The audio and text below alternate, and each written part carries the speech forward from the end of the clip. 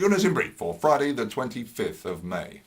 Adam Smith, the former aide to Culture Secretary Jeremy Hunt, is spending a second day at the Leveson inquiry.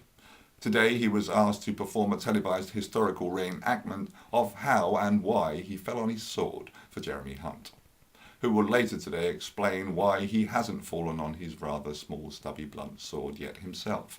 Mainly because he couldn't get it back, it's still stuck up Rupert Murdoch's backside.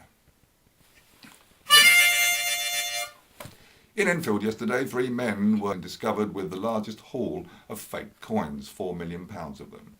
They were discovered during the payoff and handover to a gambling gang of one-armed bandits, and it took 14 of them to lift the suitcase the coins were being smuggled in.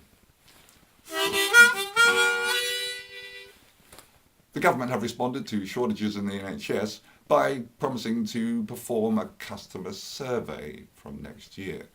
Patients will be asked would they recommend the hospital they've been in.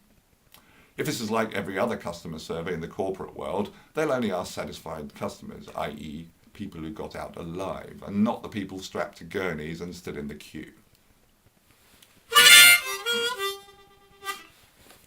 Speaking of the Dark Ages, on this day in history, in 1895, Oscar Wilde is sent to prison for 2 years for gross indecency with other males. He would arguably go on to do some of his best work while in jail at gross indecency with other males.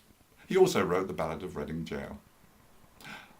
Speaking of friends of Dorian, double entendre queen Julian Clary is 53 today. I hear he's splashing out on a big celebration later. Loads of fairy cakes and chocolate fingers.